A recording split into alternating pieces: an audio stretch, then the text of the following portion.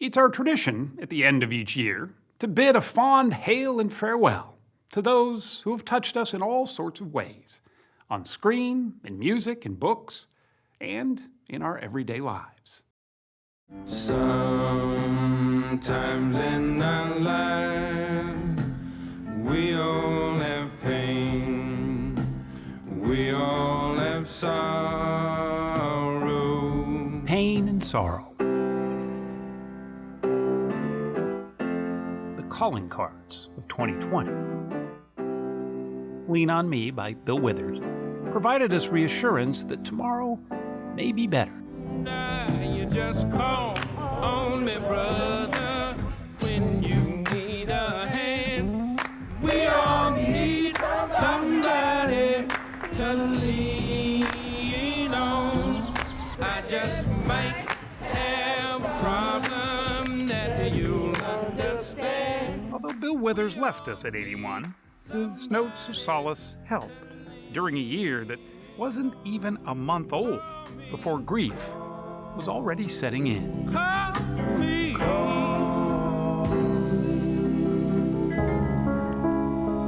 The death of 41-year-old Kobe Bryant, the LA Lakers phenom, along with his 13-year-old daughter and 7 others, stunned everyone, basketball fans or not. Kobe was my dear friend. He was like a little brother. His passing became a moment of rare unity this year, with people from all walks of life joining together to both celebrate and to mourn. My mom always said life was like a box of chocolates. COVID was You never know what you're going to get. certainly the box we all wished we never got. Let me say this, being an idiot is no box of chocolates, because I reckon I done live a pretty interesting life. But Winston Groom, who created Forrest Gump, reminded us through that character that challenges exist to be overcome.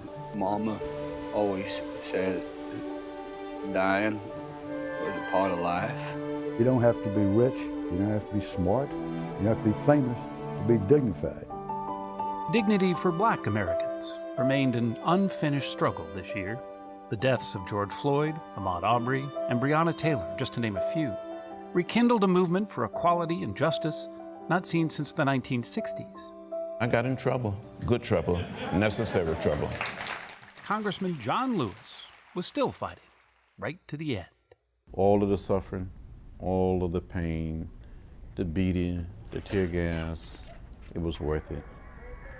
If I had it to do it all over again, I would march the same way. A special report from CBS News.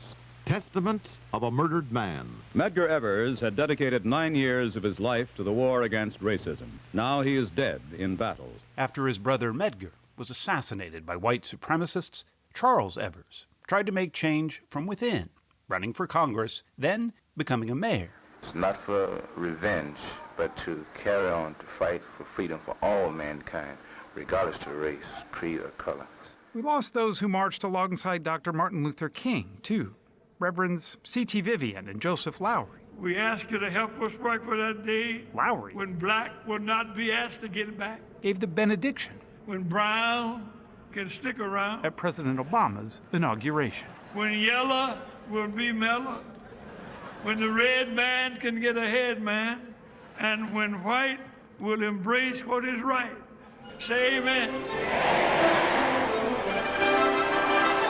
Rayford Johnson, who was the first Black American to captain the United States Olympic team in 1960, left us this year. His triumphant win in the decathlon is still talked about to this day. Rock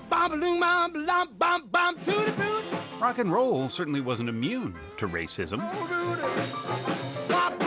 When I came on the scene, black and white was segregated in dances and shows.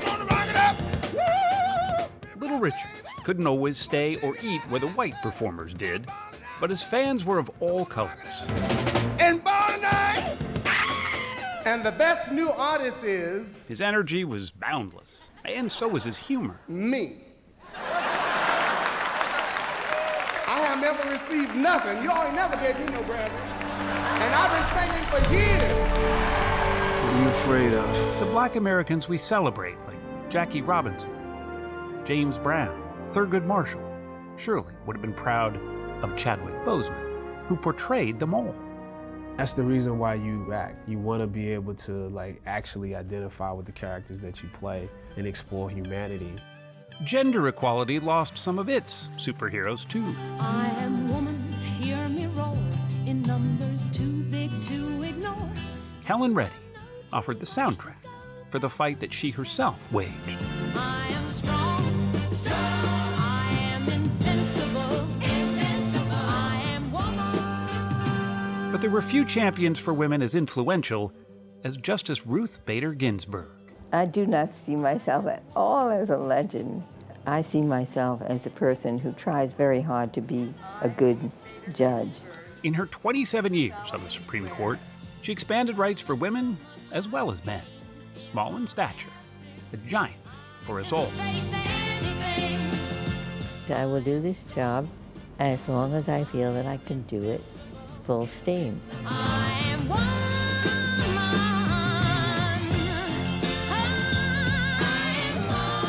The only thing tougher than Justice Ginsburg was the cancer that took her at 87. For all minorities, for all people, it's just a never-ending battle to fight against the powers that be to prove our worth and our place. The fight for equality took all forms. AIDS activist and playwright Larry Kramer was often brash, but effective. Most of the country doesn't know about this cancer. Why? Well, I think it's because it's a gay cancer. He fought tirelessly, pressing the government and the public to care more about the gay community, much the way playwright Mark Crowley did. Homosexuality was just not talked about. It took him 50 years to see his portrayal of gay life, The Boys in the Band, finally make it to Broadway. It's just generally about the human spirit. Suddenly they aren't just gay people anymore, they're just people. Few wrote that storyline better than playwright Terrence McNally, whose tales of love of all kinds won him 5 Tony Awards, including one tonight is overwhelming for Lifetime Achievement. Thank you. One more dance.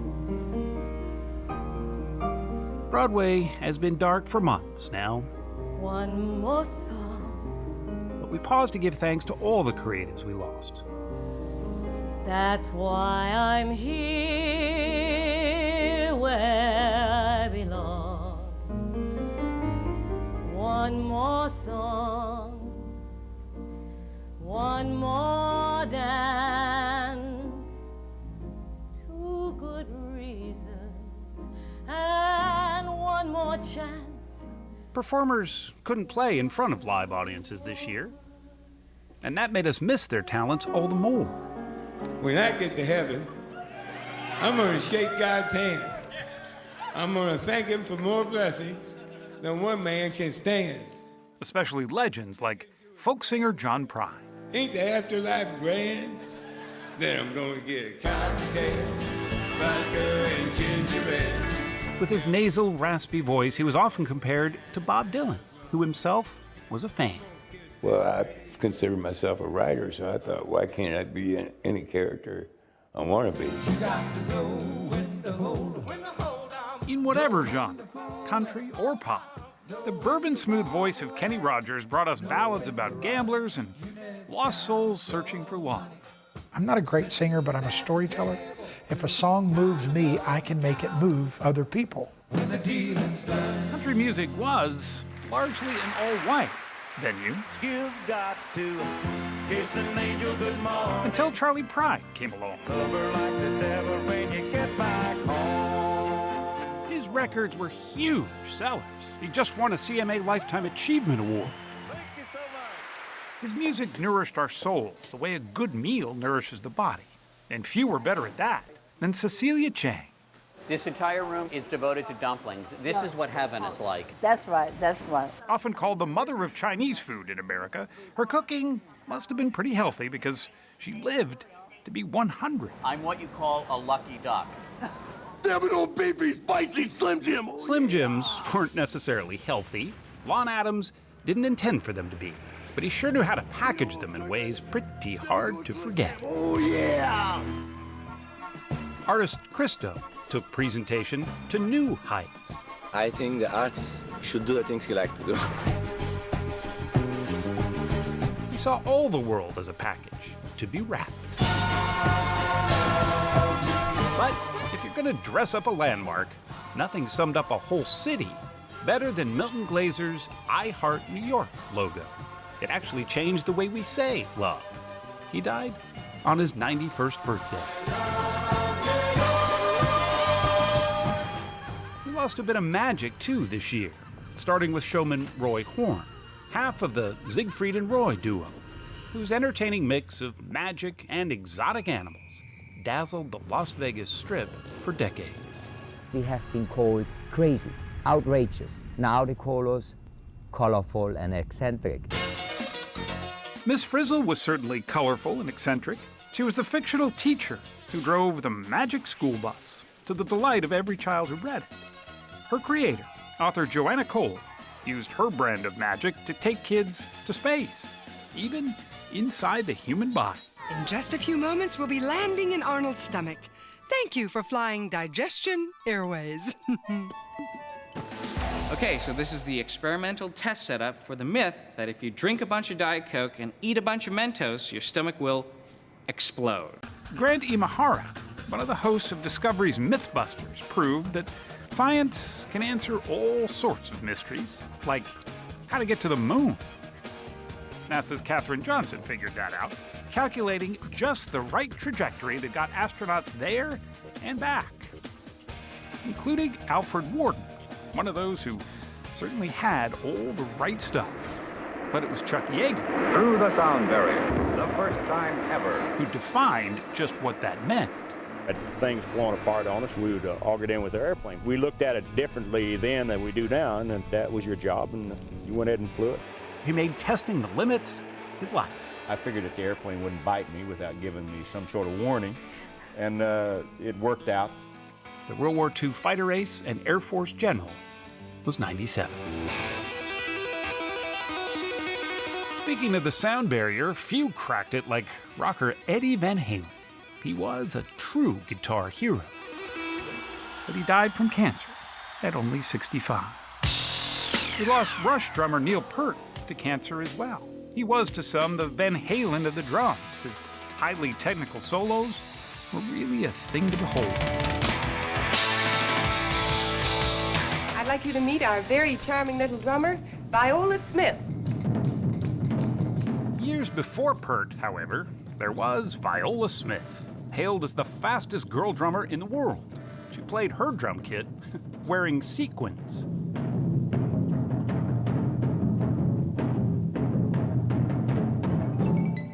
But when it came to percussion, Ian Finkel says he stood alone. He was the world's greatest xylophonist, he says, because he was one of the few left until COVID took him at age 72. COVID also took Ellis Marsalis, the great jazz pianist who gave us a whole family of musicians, including Wynton Marsalis, the musician behind our theme song every Sunday morning. If there was ever a year we needed a laugh, this one was certainly it. One of the greats could even make the morbid funny. First thing in the morning, before I have coffee, I read the obits. Seriously? Yes, if I'm not in it, I'll have breakfast. Carl Reiner was a comedian in his own right, but he made other people funny too, as a writer, producer, and director. I think about how I'd like to go.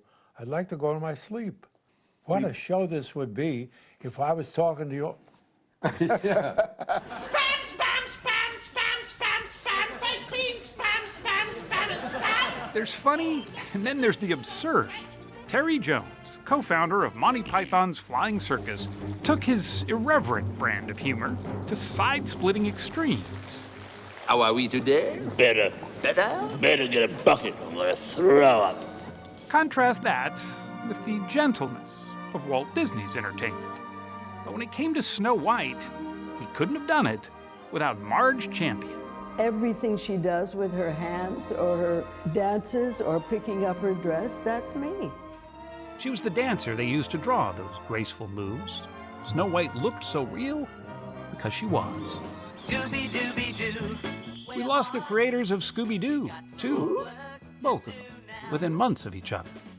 Joe Ruby and Ken Spears envisioned a gang of teenagers and an ever-hungry Great Dane teaming up to solve ghostly mysteries.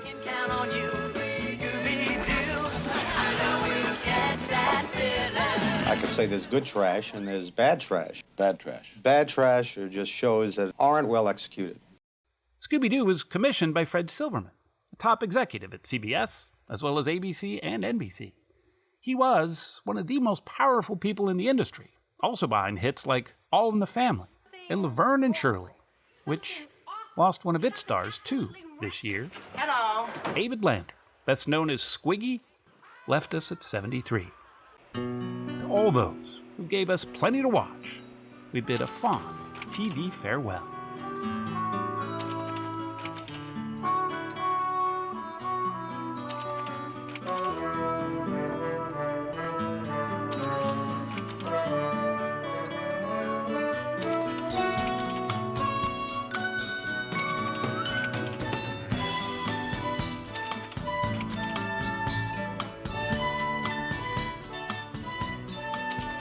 But out of that, a new holiday was born. A Festivus for the rest of us. Holidays are tough without the ones we love, unless, that is, you celebrate Festivus. You gather your family around and tell them all the ways they have disappointed you over the past year. At 92, Jerry Stiller, the father of actor Ben Stiller, is celebrating his invented holiday somewhere else this year. Let's go into the Jeopardy round. Festivus. For 37 years, Alex Trebek gave us the answers to questions yet posed as the unflappable host of Jeopardy. It's the perfect television presentation of the great American dream. He was a fixture in our living rooms. His cancer, however, left us all asking why him and why so soon. Sounds impressive. I've got stage 4 cancer. Okay, not stage 1 for sissies. That's just beginner's cancer. I've got advanced. Why are you making me laugh about it? Well, what else are we going to do? I would like to ask a favor of Regis. Can I ask a favor of you, Alex? Is this thing working? But when it came to naming the most versatile TV personality, the Jeopardy answer would have to be, who is Regis Philbin? Excuse me. Excuse me, I'm with Charles now. He could do anything with anyone. More? No matter the audience. Charles Osgood is wearing me out. Do you understand the future, my future in this business depends on one name? Yes. He was everywhere on TV, logging thousands of hours of airtime. Everyone knew him simply as Regis. Some people like a little anonymity in their lives, but it's very hard to do when you're on every day. Bond. James Bond. Another single name. 007 is here, sir. Defined for generations just what it means to be both dangerous and suave. I'm flattered. Sean Connery set the standard for all the 007s who would follow. I suppose I'll be able to get a drink here. I told the stewardess, liquor for 3. Who are the other 2?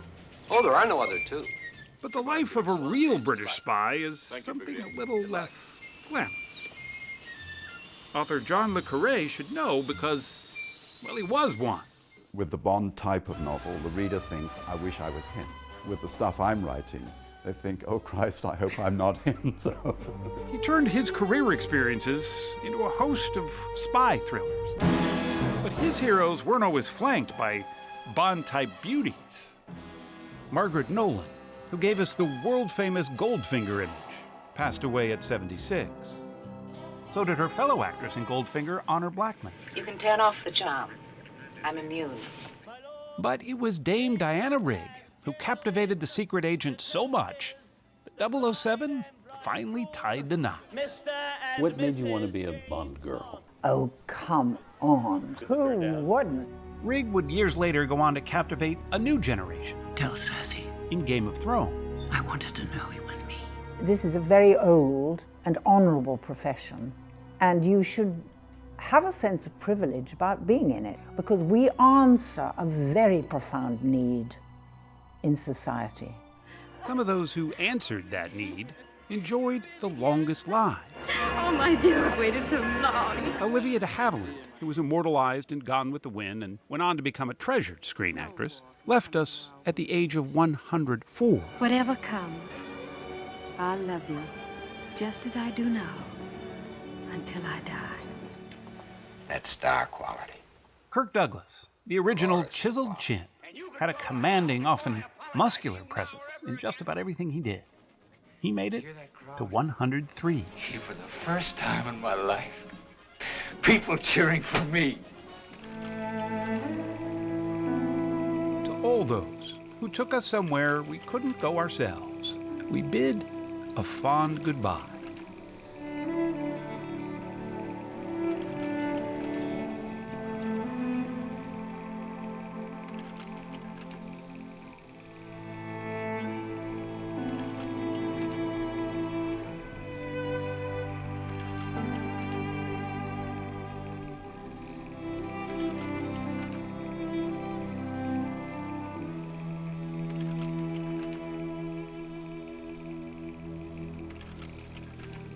I suppose in the end, the whole of life becomes an act of letting go.